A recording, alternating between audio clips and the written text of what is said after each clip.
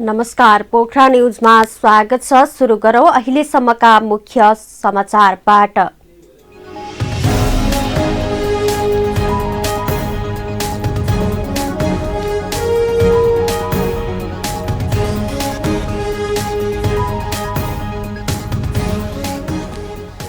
पछिल्लो 24 घण्टामा नेपालमा थप 2909 जनामा कोरोना पुष्टि, 4500 संक्रमित निको भएर घर फर्किए, थप 18 जनाको मृत्यु।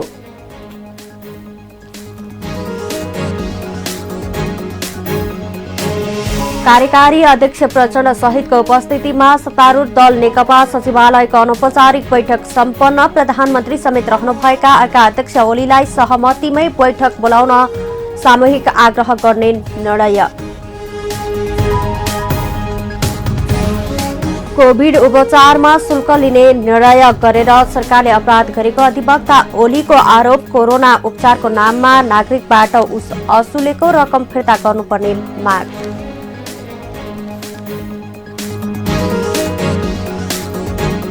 प्रधानमन्त्री ओली र भारतीय सेनाध्यक्ष नरवणे बीच शिष्टाचार भेट। पारस्परिक समानता र सम्मानका आधारमा दुई देशको सम्बन्ध अगाडि बढाउनु पर्नेमा प्रधानमन्त्री ओलीको जोड।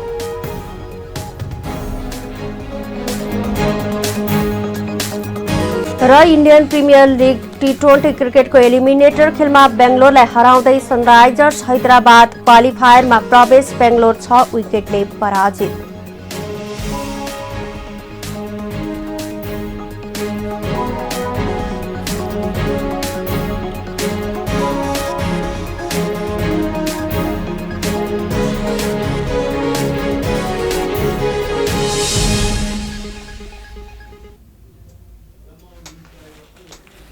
अब समाचार विस्तारमा। पोखरामा कोरोना संक्रमणबाट 30 दिने बालक सहित थप 4 जनाको मृत्यु भएको छ। कास्कीको पोखरा महानगरका 3 जना तथा पोखरामा उपचाररत बागलुङका 1 जना गरी थप 4 जनाको कोरोनाबाट मृत्यु भएको गण्डकी प्रदेश स्वास्थ्य निर्देशक डाक्टर विनोद बिन्दु शर्माले जानकारी दिनुभयो। पोखराको स्वास्थ्य विज्ञान प्रतिष्ठानमा उपचाररत पोखराको 21 दिनका कोरोना संक्रमित नाबालकको शुक्रबार बिहान मृत्यु भएको हो। 4 दिन अघि कोरोना पुष्टि भएको बालकको हिजो बिहान 12:15 जाँदा उपचारकै क्रममा निधन भएको प्रतिष्ठानका वरिष्ठ बालरोग विशेषज्ञ डाक्टर रामचन्द्र पास्तोलाले पोखरा न्यूजलाई जानकारी दिनुभयो।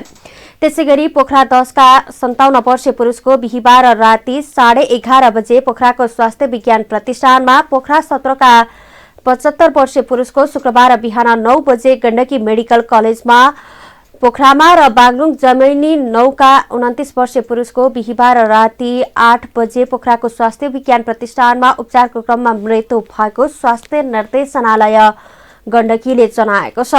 यससँगै गण्डकी प्रदेशमा कोरोना संक्रमणबाट मृत्यु हुनेको संख्या 100 पुगेको छ। पोखरा महानगरमा 106 सहित गण्डकी प्रदेशमा शुक्रबार 196 जनामा कोरोना संक्रमण पुष्टि भएको छ। स्वास्थ्य निर्देशनालयका अनुसार पोखरा महानगरका 106, रूपा र मादी गाउँपालिकाका 1 जना गरी, कास्कीमा 108, बागलुङका 12, स्याङ्जाका 12, तनहुँका 27, पर्वतका 4, गोर्खाका 1, लमजुङको 3 र नौलपुरका 29 गरी 196 जनामा कोरोना संक्रमण पुष्टि भएको हो। संक्रमित हुनेहरूमा पोखरा महानगरपालिका वडा नम्बर 1 का 1 पुरुष तथा 1 महिला, 2 का 1 पुरुष तथा 1 महिला, 3 का 1 पुरुष तथा 1 महिला, 4 का 3 पुरुष, 5 का 2 पुरुष, 6 का 1 पुरुष, 7 का 3 पुरुष तथा 2 महिला, 8 का 5 पुरुष तथा 5 महिला, 9 का 2 पुरुष तथा 1 महिला, 10 का 4 महिला, 11 की 1 महिला, 12 का 2 पुरुष तथा 1 महिला, 13 का 1 पुरुष तथा 1 महिला, 14 का 5 पुरुष तथा 3 महिला, 15 का 2 पुरुष तथा 1 महिला, 16 का 2 पुरुष तथा 1 महिला, 17 का 5 पुरुष तथा 5 महिला, 18 का 1 पुरुष, 19 का 1 पुरुष, 21 की 1 महिला, 22 का 1 पुरुष, 26 का 2 पुरुष तथा 1 महिला, 27 का 8 पुरुष तथा 5 महिला, 29 की 1 महिला, 30 का 4 पुरुष तथा 4 महिला, 31 की 2 महिला तथा ओडा नखुलेका 5 पुरुष तथा 3 महिला रहेका छन्। त्यसैगरी स्याङ्जा पुतली बजार ओडा नखुलेका 4 पुरुष तथा 1 महिला, वालिङ 3 का 1 पुरुष, वालिङ ओडा नखुलेका 3 पुरुष तथा 2 महिला, पालिका नखुलेका 1 पुरुष, बागलुङ जिल्ला बागलुङ नगरपालिकाका ओडा नखुलेका 6 पुरुष तथा 4 महिला, ताराखोला ओडा नखुलेका 1 पुरुष, काठेखोलाको ओडा नखुलेका 1 पुरुष, पर्वत मोदी 2 का 1 पुरुष तथा 2 महिला, 6 का 1 पुरुष, गोर्खाका पालिका नखुलेका 1 पुरुषमा कोरोना संक्रमण देखिएको छ। त्यस्तै तनहु भीमा 10 का 1 पुरुष, भानु 7 का 2 पुरुष तथा 1 महिला, घिरिङ 5 का 1 पुरुष, तनहु व्यास 1 का 2 पुरुष, 3 का 2 पुरुष तथा 2 महिला, 4 का 1 पुरुष, 5 का 5 पुरुष तथा 4 महिला, 9 का 1 पुरुष, 11 का 1 पुरुष, पालिका नखुलेका 2 पुरुष तथा 1 महिला, लमजुङ सुन्दर बजारका ओडा नखुलेका 3 पुरुष, नलपुर विनय त्रिवेणी ओडा नखुलेका 6 पुरुष तथा 2 महिला, मध्यबिन्दु ओडा नखुलेका 14 पुरुष तथा 7 महिलामा कोरोना संक्रमण पुष्टि भएको निर्देशनालयले जनाएको छ। यससँगै गण्डकी प्रदेशमा कोरोना संक्रमितको संख्या 8739 पुगेको छ।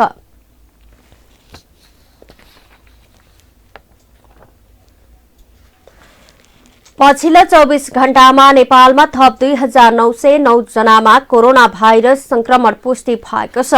10,153 जनाको पीसीआर परीक्षण हुँदा सो संख्यामा संक्रमण पुष्टि भएको हो। स्वास्थ्य तथा जनसंख्या मन्त्रालयले दिएको जानकारी अनुसार पछिल्लो 24 घण्टामा सो संख्याका संक्रमित थपिएका हुन्। यो सँगै अहिलेसम्म नेपालमा संक्रमित हुनेको संख्या 1,88,883 पुगेको छ। त्यस्तै पछिल्लो 24 घण्टामा 4,500 जना निको भई घर फर्किएका छन्। निको हुनेको संख्या 1,52,908 पुगेको मन्त्रालयले जनाएको छ। देशभर शुक्रबार थप 18 जना मृतकमा कोरोना पुष्टि भएको छ। यो सहित हालसम्म मृत्यु हुनेको संख्या 1070 पुगेको छ। सत्तारूढ दल नेपाल कम्युनिस्ट पार्टी नेकपाको हिजो बसेको सचिवालयको अनौपचारिक बैठकले अध्यक्ष केपी शर्मा ओलीलाई बैठक बोलाउन सामूहिक आग्रह गर्ने निर्णय गरेको छ।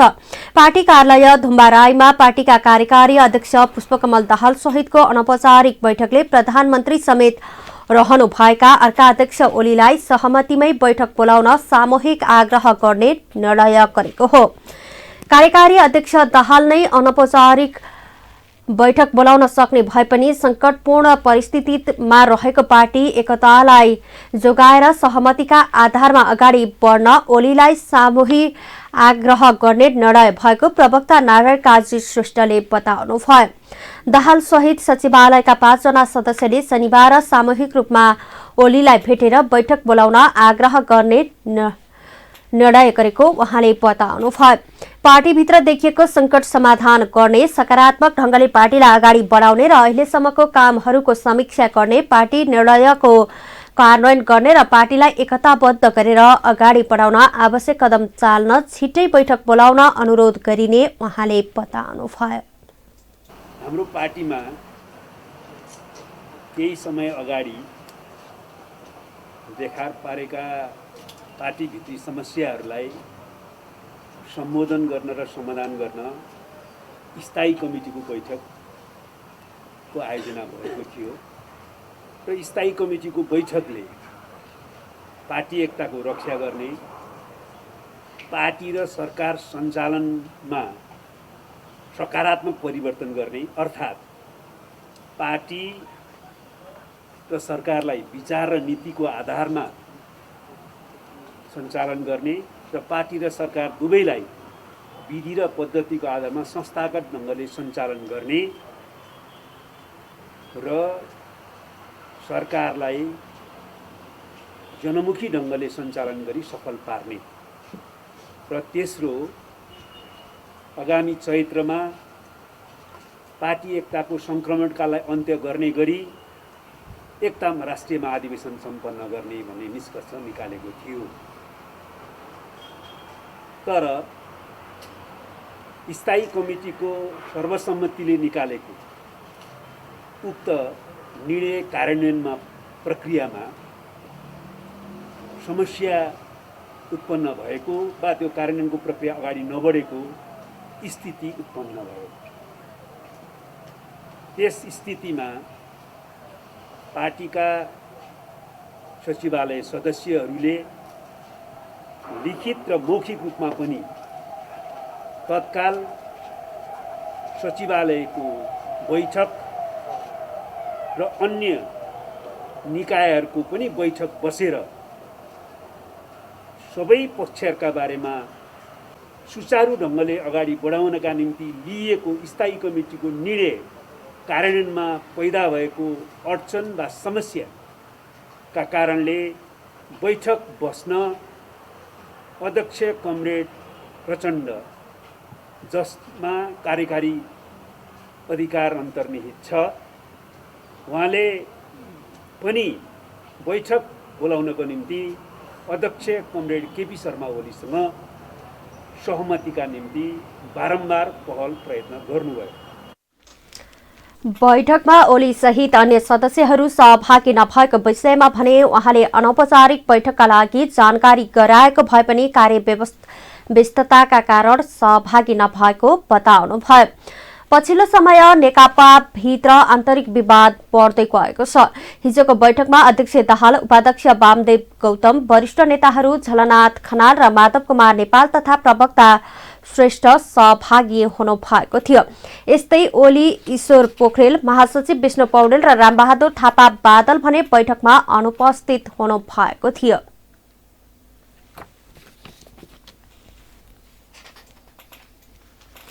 सरकारले कोरोना उपचारको नाउँमा नागरिकबाट असुलेको शुल्क एक हिसाब गरेर फिर्ता गर्नुपर्ने अधिवक्ताहरूले बताएका छन्।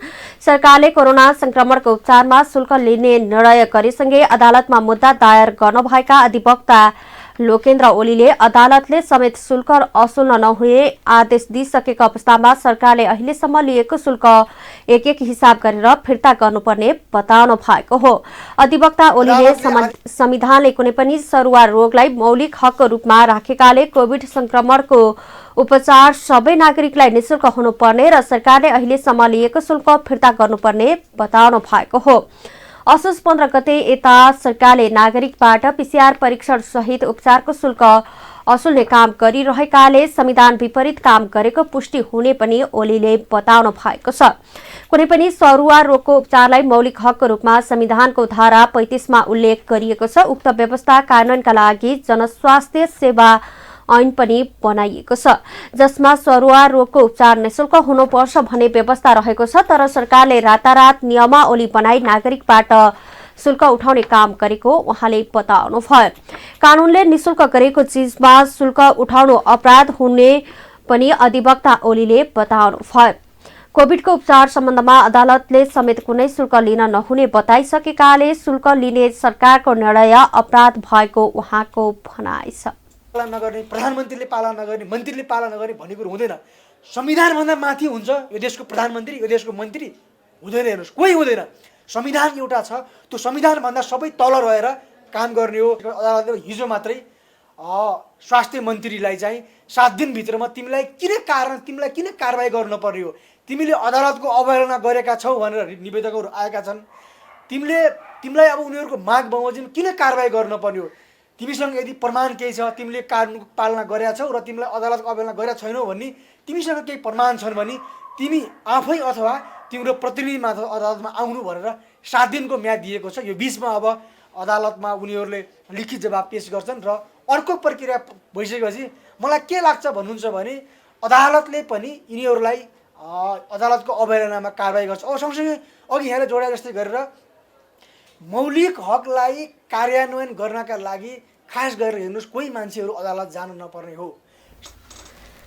यसअघि सर्वोच्च अदालतले कोभिड-19 संक्रमणको उपचारमा शुल्क नलिन आदेश गरेको थियो।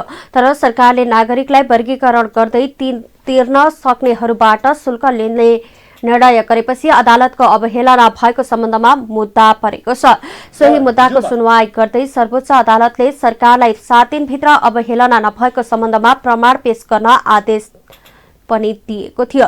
यता सरकारले भने सर्वोच्च अदालतले गरेको फैसलामा पुनरावलोकन गर्न दिएको निवेदनलाई सर्वोच्च अदालतको न्यायाधीश हरि कृष्ण कार्की, सपना मल्ल प्रधान र पुरुषोत्तम भण्डारीको पूर्ण इजलासले खारेज गरिदिएको छ। यससँगै अबदेखि सरकारले कोरोनाको परीक्षण र उपचार सन्दर्भमा कुनै पनि शुल्क लिन नहुने अर्का अधिवक्ता चन्द्रकान्त गेवालीले बताउनुभयो। देखिएन यो जनतालाई चाहिँ नागरिकलाई जिउने अधिकार हुन्छ, त्यो जिउने अधिकार बाट चाहिँ सरकार विमुख चाहिँ हुनु हुँदैन। सरकारको संवैधानिक दायित्व भनेर उसले चाहिँ त्यो फैसलालाई चाहिँ निस्सा दिने काम गरेन र अब यो फैसला अन्तिम अवस्थामा छ र अन्तिम फाइनलिटी अफ डिसिजन भनेपछि यो फैसला अन्तिम भएर रहेको छ। अब यसलाई चाहिँ कहीँ कतै उल्टी हुँदैन या यो त्रुटि भयो भनेर फेरि न्यायिक पुनरावलोकन हुन सक्दैन।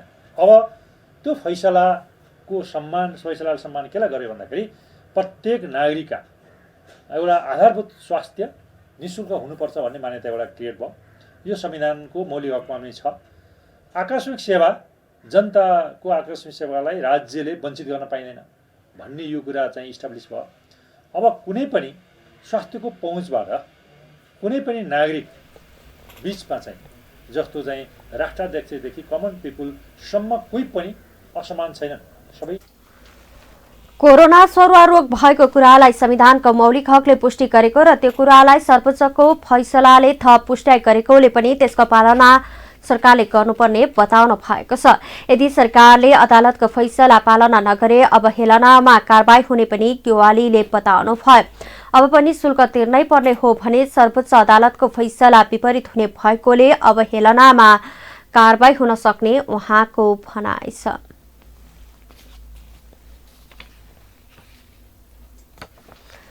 परराष्ट्र मन्त्री प्रदीप कुमार गेवालीले काष्ठमण्डप पुनर्निर्माणको काम तोकिएको समयमै सम्पन्न हुने विश्वास व्यक्त गर्नु भएको छ।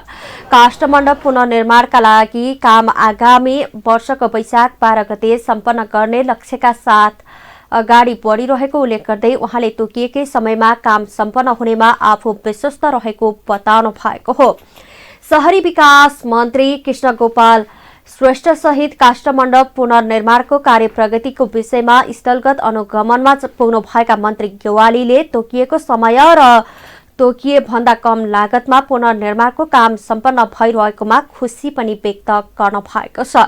उहाँले काष्ठमण्डपको काम तीव्रताका साथ र मौलिकताका साथ भइरहेकोमा खुशी समेत व्यक्त गर्नुभयो। स्थानीय समेतको सहभागिता हुँदा निर्धारित समयमा कुल अनुमानित लागत भन्दा 1/3 कम रकममा सम्पदाको संरक्षण र पुनर्निर्माण भइरहेको उहाँले बताउनुभयो।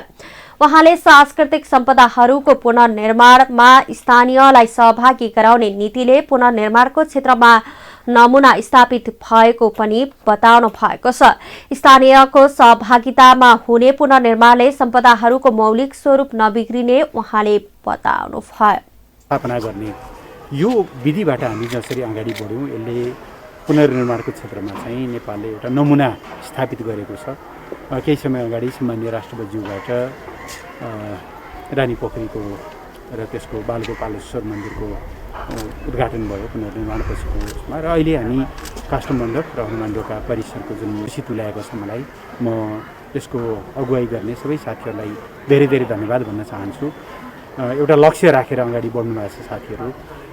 भूकम्प गएकै समय पारेर दिन पारेर आउने वैशाख 12 गते काष्ठमण्डपको जुन उद्घाटन गर्ने योजना छ साथीको लक्ष्य छ त्यसको पूर्ण सफलताको पनि म कामना गर्छु र म आज त्यसको अवलोकन गरेपछि म पूर्ण रूपले विश्वस्त भएँ कि साथीहरू त्यो लक्ष्यअनुसारै त्यो काम सम्पन्न गर्नुहुन्छ, लक्ष्यभन्दा अगावै सम्पन्न गर्नुहुन्छ। र अझ महत्त्वपूर्ण कुरा चाहिँ निर्धारित इस्टिमेट भन्दा पनि धेरै कममा झन्डै 1/3 नै कम गरेर साथीहरूले चाहिँ जुन एकदमै सहुलियतपूर्ण खर्चमा एकदमै न्यून खर्चमा चाहिँ यो सम्पदाको पुनर्निर्माण गर्नुभएको छ। 2072 सालको भूकम्पले क्षतिग्रस्त काष्ठमण्डप पुनर्निर्माणको काम अन्तिम चरणमा पुगेको छ। आगामी वर्षको वैशाख 12 गते उद्घाटन गर्ने गरी अहिले काम जारी रहेको बताइएको छ।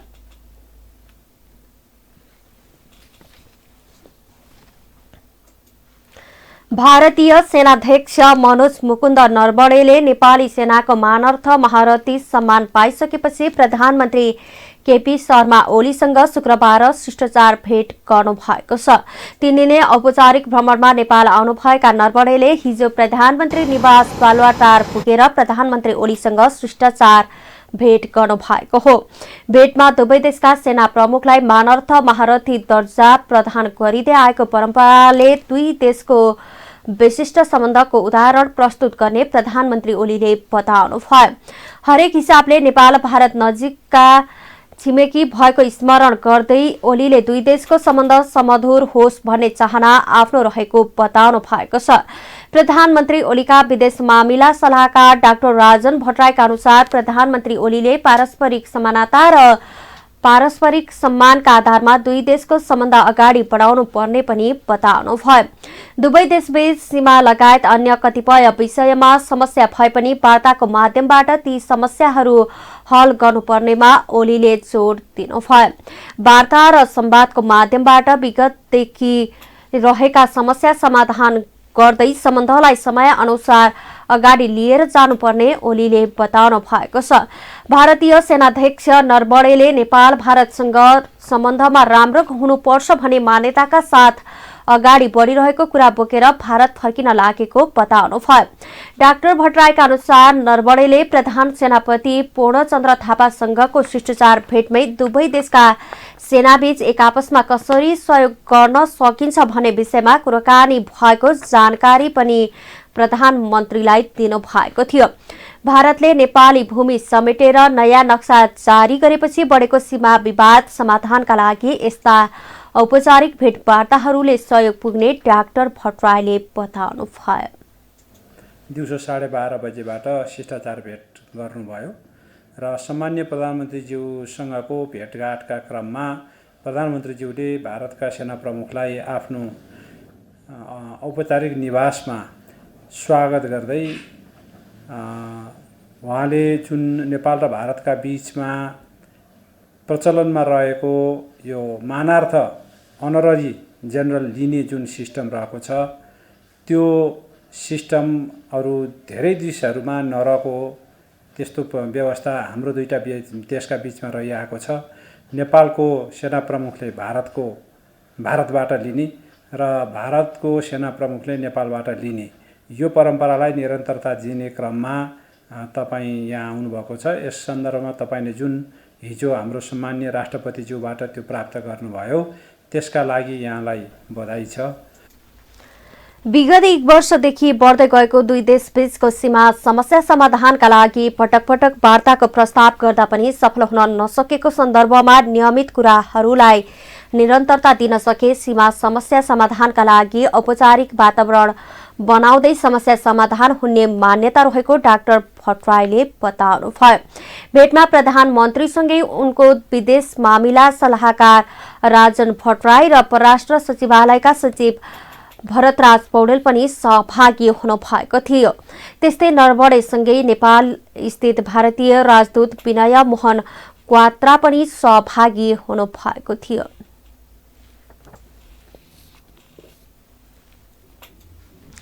अर्थमन्त्री विष्णु पौडेलका आर्थिक सल्लाहकार डाक्टर प्रकाश श्रेष्ठले पुँजीगत खर्च बढाउन चुनौती रहेको बताउनु भएको छ। अधिकांश आयोजनाहरूको कार्यान्वयन पक्ष कमजोर रहेकाले बजेट खर्च बढाउन र चुनौती रहेको श्रेष्ठले बताउनु भएको छ। आर्थिक सल्लाहकार श्रेष्ठले अधिकांश आयोजनाहरूको कार्यान्वयन पक्ष कमजोर हुँदा पुँजीगत खर्च बढाउन चुनौतीपूर्ण रहेको बताउनु भएको हो। अहिले पनि 3वटै तहका सरकारले विभिन्न आयोजनामा खर्च गर्नुपर्ने 2 खर्ब भन्दा बढी रकम खर्च हुन नसकेकोले चुनौती रहेको उहाँले बताउनुभयो। पुँजीगत खर्च बढाउने तर्फ मन्त्रालयले विशेष ध्यान दिएको पनि उहाँले बताउनु भएको छ। यस्तै अहिले पूरक बजेट ल्याउनुपर्ने आवश्यकता नरहेको पनि श्रेष्ठले स्पष्ट पार्नुभयो। बजेटलाई परिमार्जन गर्ने भन्दा पनि कार्यान्वयन पक्षमा जोड दिएको उहाँको भनाइ छ। हामीले अहिले समीक्षा सुरु गरेको पनि त्यसैको लागि यो कहाँ के समस्याहरू छन् कसरी सल्टाउन सकिन्छ। धेरै समस्याहरूमा जेलिएको स्थिति चाहिँ छ। त्यो पुँजीगत खर्च बढ्दा बित्तिकै धेरै राहत हुन्छ। मैले अघि भने त्यसले धेरै अर्थतन्त्रलाई चलायमान बनाउँछ, त्यसमा दुविधा नै छैन। अहिले नै तीन तहको जुन सरकारहरूको पैसा नै झन्डै 2 खरबभन्दा बढी पैसा ब्याङ्कमा रहेको स्थिति छ। त्यो रिलिज हुँदा बित्तिकै त्यो पब्लिकले कुनै न कुनै रूपमा पाउने हात पार्ने स्थिति हो।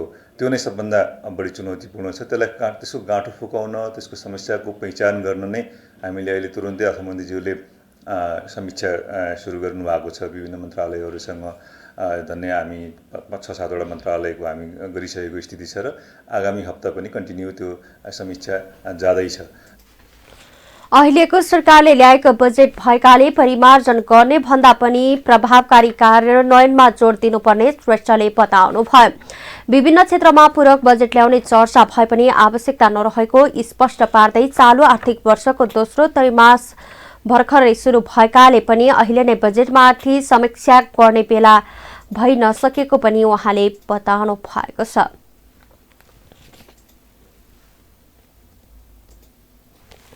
पोखरा न्यूजमा पालो आर्थिक समाचारको।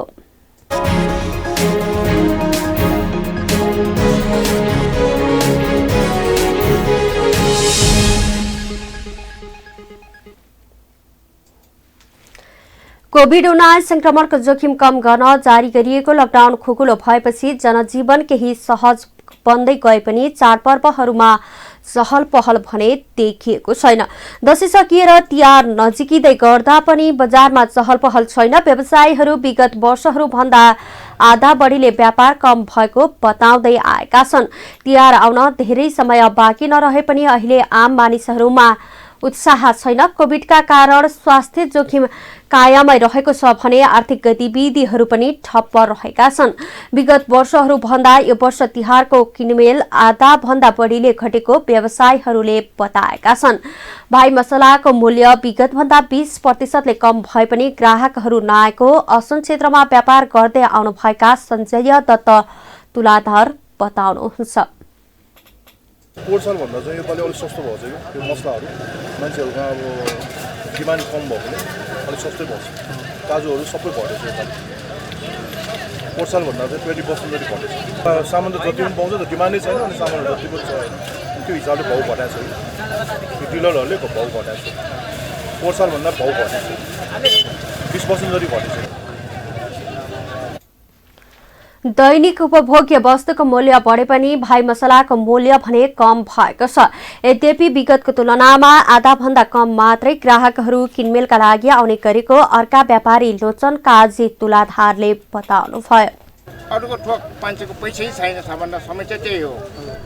त्यो अब पैसै नपेछ अब बजारमा आउने भएन मान्छेको खास कामै भएन। खास त्यही हो। त्यति नै गाह्रो भइरहेछ मान्छेलाई। त्यही हो। सामान त धेरै कम छ। पोहोरभन्दा अझै छैन। मैले नि 350 थियो योपालि मैले 300मा आइरहेछ। 310 300मा आइरहेछ। बराम पहिला 300को थियो 250मा झरेको छ। डाक मैले नि तपाईँको पहिला 120 अब 100मा आएछ अरे मलाई त अलिक माने बिक्री नभएर मालको झर्दै छ। तिहारमा प्रयोग हुने मसलाको मूल्य गत वर्षभन्दा यो वर्ष सस्तो भएको छ।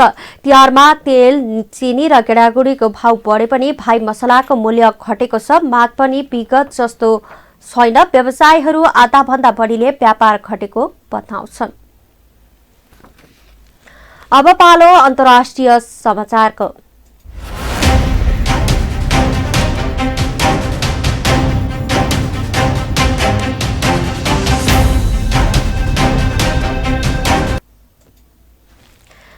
अमेरिकामा भएको राष्ट्रपतीय चुनावमा डेमोक्रेटिक पार्टीका उम्मेद्वार जो बाइडेनको अग्रता कायमै रहेको छ। दुई उम्मेद्वार डेमोक्रेटिक पार्टीका जो बाइडेन र अहिलेका राष्ट्रपति रिपब्लिकन पार्टीका उम्मेद्वार डोनाल्ड ट्रम्प बीच कड़ा प्रतिस्पर्धा भइरहेको छ। जित नजिक पुग्नु भएका डेमोक्रेटिक पार्टीका उम्मेद्वार जो बाइडेनले इतिहासमा सबैभन्दा धेरै लोकप्रिय मत पाउनु भएको छ। उहाँले पूर्व राष्ट्रपति बाराक ओबामाको रेकर्डलाई पनि तोडेको अन्तर्राष्ट्रिय सञ्चार माध्यमहरूले जनाएका छन्। सन् 2008मा बाराक ओबामाले 6,94,98,516 मत पाउनु भएको थियो भने अहिले बाइडेनले 7,27,00,000 भन्दा बढी मत पाउनु भएको छ। केही राज्यमा मतगणना भइरहेको छ। फाइनल नतिजा आउन केही समय लाग्ने देखिएको छ। राष्ट्रपतिका लागि आवश्यक पर्ने 270 इलेक्टोरल मतमा बाइडेन 6 मतले मात्रै पछि हुनुहुन्छ। पछिल्लो परिणाम अनुसार बाइडेनले 264 र ट्रम्पले 14 इलेक्ट्रल मत प्राप्त गर्न भएको छ। अमेरिकामा 50 राज्यमध्ये 43वटा राज्यको मत परिणाम भइसकेको छ। अमेरिकी राष्ट्रपति चुनाव अन्तर्गत जर्जियामा फेरि मतगणना हुने भएको छ।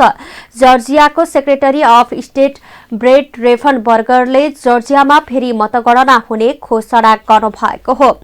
जर्जियामा डेमोक्रेटिक पार्टीका उम्मेद्वार जो बाइडेनले 1000 भन्दा कम मतको अग्रता कायम गर्नु भएको छ। जिरो मतान्तरले निर्णय भएको ठाउँमा फेरि मतगणना हुने गरेको छ।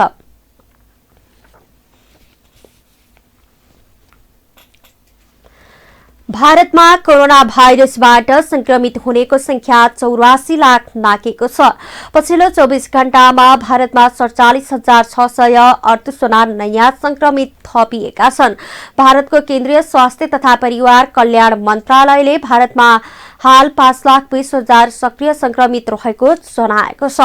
कोरोना संक्रमित कुल व्यक्तिमध्ये 77,65,000 संक्रमण मुक्त भएका छन्। मन्त्रालयका अनुसार विगत 24 घण्टामा भारतमा 670 जनाको निधन भएको छ। यो सहित भारतमा कोरोना भाइरसको संक्रमणबाट मृत्यु हुनेको संख्या 1,24,985 पुगेको छ। महाराष्ट्र राज्यमा अझै 1,07,000 व्यक्ति सक्रिय संक्रमित अवस्थामा छन्। यहाँ हालसम्म 44,804 जनाको मृत्यु भइसकेको छ। पोखरा न्यूजमा पालो खेल समाचारको।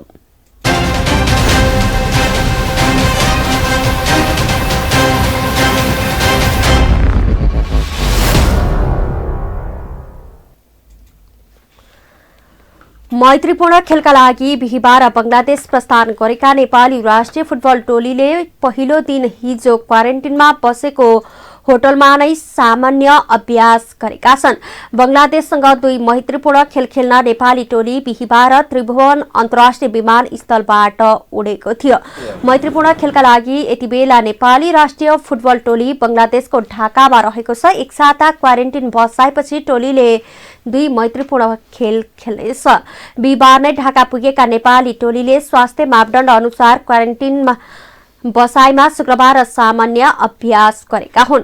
यसअघि होटलमा रहेका नेपाली टोलीको पीसीआर परीक्षण गरिएको थियो। अहिलेसम्म नतिजा अझै आएको छैन। पीसीआर परीक्षणको नतिजा आएपछि नेपाली टिमले मैदानमा स्वास्थ्य मापदण्ड पालना गरेर अभ्यास सुरु गर्ने तालिका रहेको छ।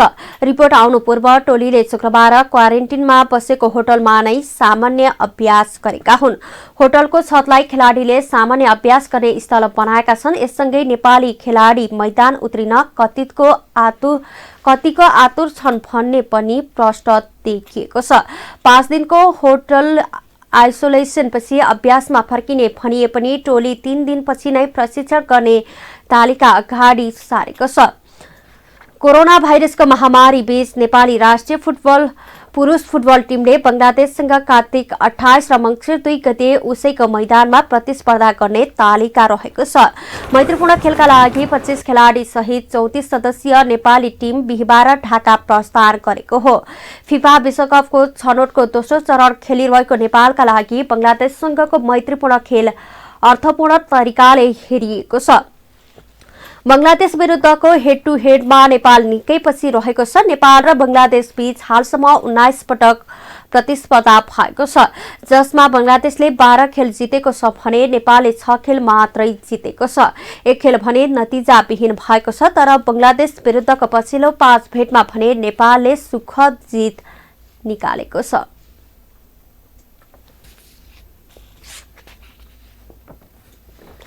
Sunrisers Hyderabad Indian premier league IPL को क्वालिफायरमा पुगेको छ।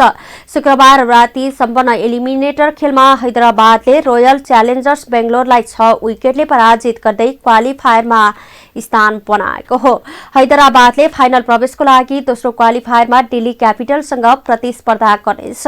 पहिलो क्वालिफायरमा मुम्बई इन्डियन्स दिल्लीलाई हराउँदै फाइनलमा पुगिसकेको छ। जितका लागि 132 रनको विजय लक्ष्य पछ्याएको हैदराबादले 19.4 ओभरमा 4 विकेटको क्षतिमा पूरा गरेको हो।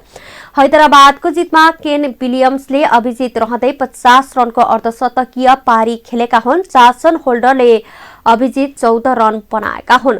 यस्तै मनिष पाण्डेले 24 रन जोड्दा कप्तान डेभिड वार्नरले 17 रन बनाएका छन्। बेंगलोरका मोहम्मद सिराजले 2 विकेट लिएका छन्। एडम जाम्पा र युवेज चाहले 1-1 विकेट लिए। यसअघि टस हारेर पहिले ब्याटिङ गरेको बेंगलोरले 20 ओभरमा 7 विकेट गुमाएर 131 रन बनाएको थियो। पोखरा न्यूजमा पालो मौसम समाचारको।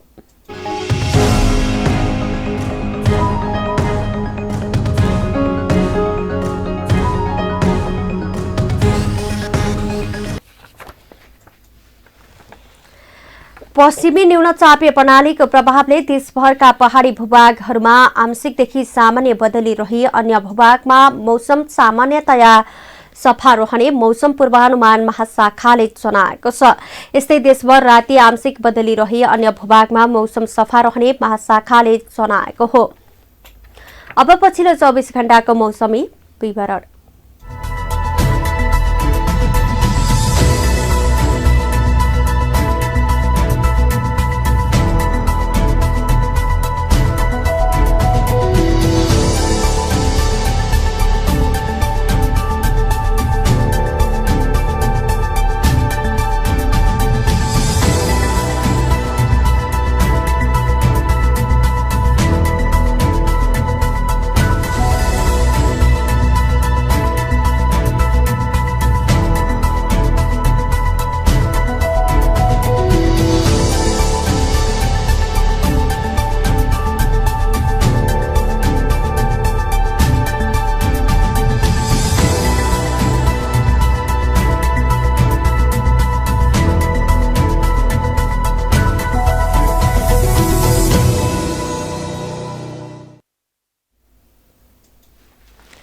समाचारका अन्त्यमा प्रमुख समाचारका शीर्षकहरू पुनः एकपटक।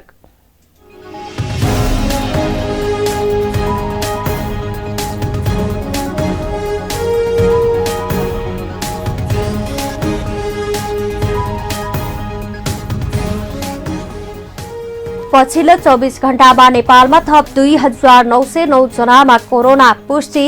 4500 संक्रमित निको भएर घर फर्किए। थप 18 जनाको मृत्यु।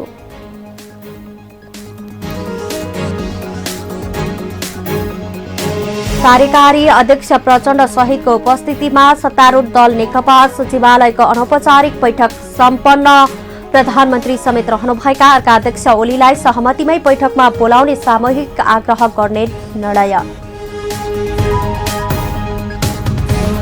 कोभिड उपचारमा शुल्क लिने निर्णय गरेर सरकारले अपराध गरेको अधिवक्ता ओलीको आरोप। कोरोना उपचारको नाममा नागरिकबाट असुलेको रकम फिर्ता गर्नुपर्ने माग।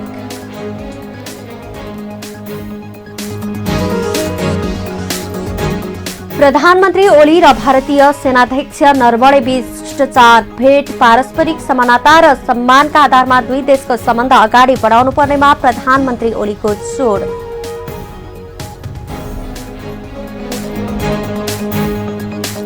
र इन्डियन प्रिमियर लिग टी20 क्रिकेटको एलिमिनेटर खेलमा बेंगलोरलाई हराउँदै सनराइजर्स हैदराबाद क्वालिफायरमा प्रवेश। बेंगलोर 6 विकेटले पराजित।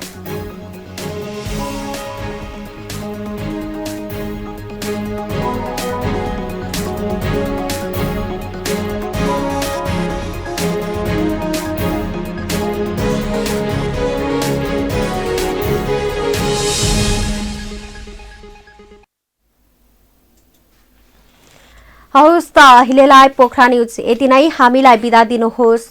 नमस्कार।